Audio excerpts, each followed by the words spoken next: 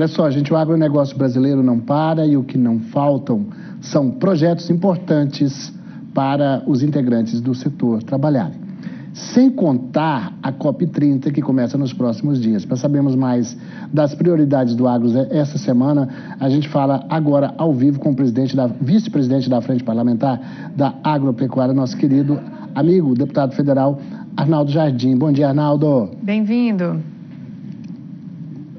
Uma alegria muito grande, minha cara Carolina, meu caro Valtênio, poder falar com vocês, falar sobre os desafios que nós estamos enfrentando. Primeiro, nós estamos preparados para ir à COP30, o setor agro de uma forma geral, a FPA e todas as entidades de uma forma propositiva. Muitas vezes nós ficamos quase que tendo que reagir a determinadas versões fakes que se veiculam sobre a questão do agro, e nós temos um documento. Ele foi finalizado ontem, já havia sido debatido por nós. O embaixador André Corrêa do Lago, que é o presidente da COP, tem sido muito parceiro em todas as discussões que nós temos tido, recebeu ontem, eu em nome da FPA acompanhei, do ex-ministro Roberto Rodrigues, nosso amigo Roberto Rodrigues, um documento em que o agro sistematiza as suas propostas, as suas proposições para a COP30. São 8 eixos programáticos, positivos, com alternativas sendo apresentadas. Então, cara Carolina, caro Valtênio, nós vamos lá de uma forma muito proativa. As entidades CNA, a BAG, a própria Embrapa, vão ter programação ao longo de todos os dias, e isso vai ser muito importante. Esse é um primeiro capítulo que nós sempre sabemos que uma ou outra narrativa ocorrerá, mas nós temos aí preparadas respostas muito claras. Sobre a questão do desmatamento, nós temos um compromisso contra o desmatamento ilegal, combate total. A FPA tem feito e tem reiterado seus movimentos nesse sentido. E nós continuamos a apresentar ao mundo a maior cobertura vegetal do planeta entre os grandes países. Os outros, que vão muitas vezes nos apontar o dedo, precisam botar o dedo na sua própria ferida, aquilo que eles têm no seu país. Segundo ponto, o nosso Código Florestal. Quiçá o Código Florestal fosse aplicado em todos os países do mundo.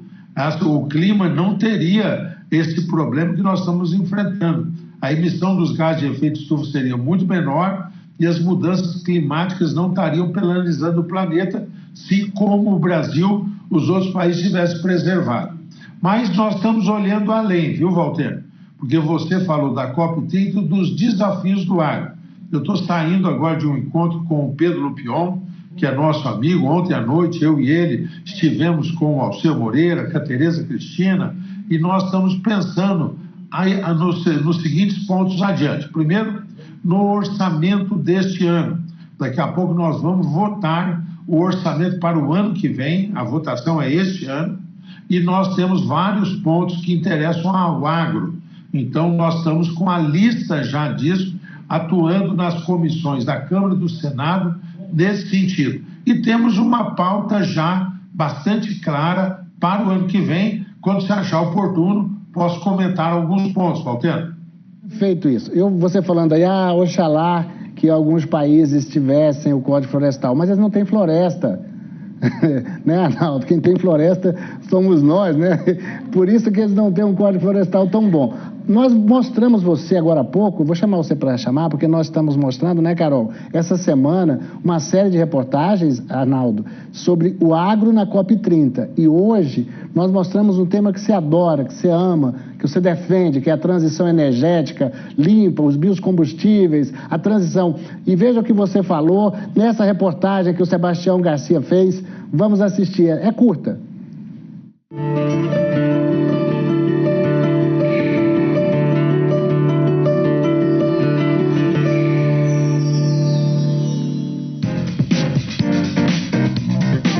Nesta fazenda no Distrito Federal, chamam a atenção a estrutura para a criação de suínos e estes balões enormes do lado das granjas.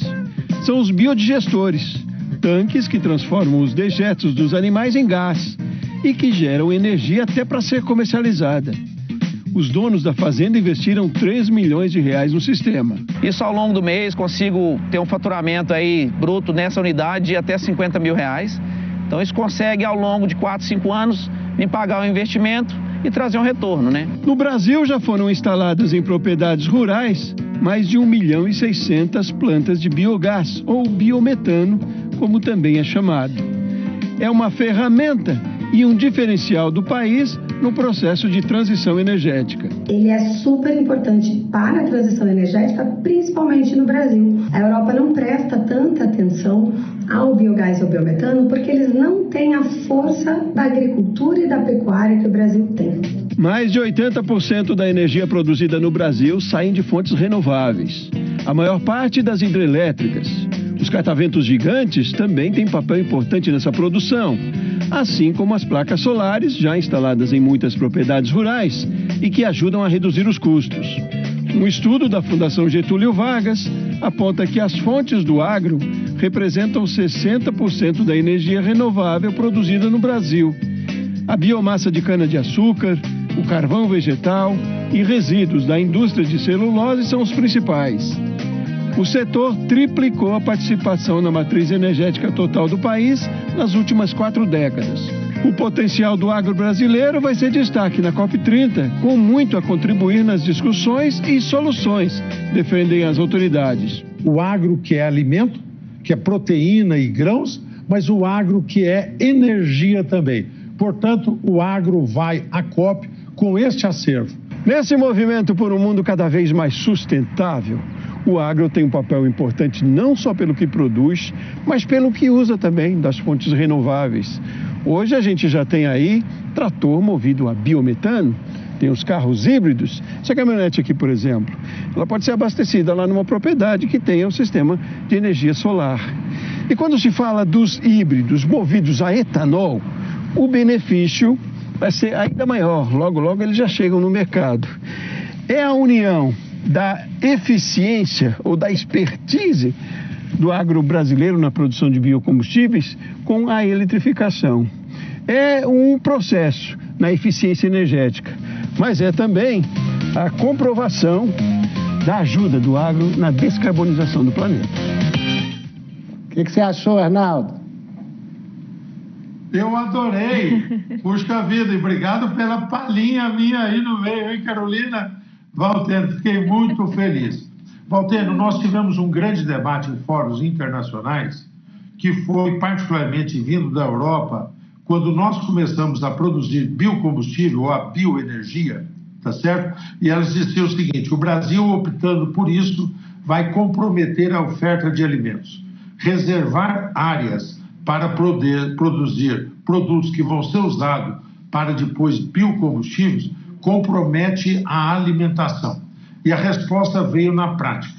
Veio na prática quando nós conseguimos aumentar a produção de biocombustível e aumentar a produção de alimentos. Então, nós vimos que segurança alimentar e segurança energética pode caminhar lado a lado. Tem uma resposta científica, uma grande pesquisa feita pela professora Gláucia, bancada pela FAPESP, e que ela apresentou há 3 meses atrás num órgão importantíssimo, que é o IMO.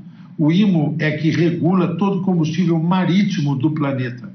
E ela foi lá, essa apresentação dela foi com louvor, subscrita por todos, e a IMO abriu, inclusive, um trabalho que não foi conclusivo, nós até desejaríamos que já tivesse, pediram um prazo adicional de 1 ano, mas que vai levar, olha que fantástico, Carolina, Valtênio, todos que nos ouvem, ao etanol ser usado para mover navios, né? O etanol nosso também, que nós estamos aumentando a produção, não só da cana, agora vem o milho, está sendo base também para a produção daquilo que é o combustível sustentável de aviação. Então, vocês mencionaram aí energia solar, hidroelétrica, energias renováveis, mencionaram biocombustível com destaque ao biometano, aquilo que apodrecia, jogava-se fora, ficava ao relento e produzia metano, que é um gás de efeito estufa muito danoso, agora a gente recolhe, vira, como disse a Renata da Biogás, vira alternativa. O setor da cana em São Paulo está avançando muito na produção do biometano e ele vai substituir já muito rapidamente o diesel que é usado nos tratores, nas colheitadeiras de cana e nos caminhões. Então nós vamos reduzindo aquilo que chama pegada de carbono. Não só produzir biocombustível, mas com menos impacto ainda. É uma das coisas que nós vamos levar com muito orgulho na COP. Para finalizar, eu queria te perguntar um tema que está nos preocupando, que é o Plano Clima, as metas audaciosas do governo brasileiro que foram discutidas de uma maneira muito fechada e de redução de desmatamento zero, mesmo desmatamento legal até 2030. Como é que a gente vai lidar com isso lá? Primeiro, exigindo a plena aplicação do Código Florestal, tá certo? O Código Florestal não caminha mais rapidamente porque o governo demora para a análise dos dados. Os agricultores, os produtores já cumpriram sua parte, apresentaram os dados. E o governo federal, em alguns casos, alguns governos estaduais, não termina a análise dos dados para que do CAR surja o PRA. O CAR é o Cadastro Ambiental Rural. O PRA é o Programa de Regularização Ambiental. Tá certo? E isso vai ser muito importante. Então, exigir que o governo faça isso. Segundo, o governo já reconheceu que errou quando passou a exigir da agricultura formal no cálculo primeiro do Plano Clima, tá certo? Que o agricultor, o produtor rural, respondesse por metas que vêm pelo fato de, nas ocupações irregulares, aonde não se admite a regularização fundiária, que esteja havendo ali desmatamento e o agricultor ter que ser responsabilizado por isso. Já há umas mudanças de cálculo, mas um apelo que nós fazemos é o seguinte: a COP começa a semana que vem, tá certo? O Brasil deve aguardar o seu Plano Clima, tá certo? Esse é o apelo que ontem o Roberto Rodrigues fez ao embaixador André Corrêa do Lago. Vamos discutir isso com calma, passado o processo da COP30, vamos discutir o Plano Clima e as metas todas aqui. O agro não se furta, desde que sejam com parâmetros claros, com uma discussão científica corretamente feita. Muito obrigado, né? Querido Jardim, estarei lá semana que vem acompanhando, você aqui ajudando a gente a fazer essa análise, aprovando aí os projetos. Muito bem observada essa questão do orçamento. Na próxima semana, ou mais adiante, a próxima oportunidade, a gente fala das prioridades, né, Carol? Do agro no ano que vem no Congresso. É isso, deputado. Obrigada, viu? Muito obrigado a você, Carolina. Muito obrigado, Valtênio. Vamos nos encontrar lá e até uma próxima oportunidade. Um abraço a todos. Tchau, tchau.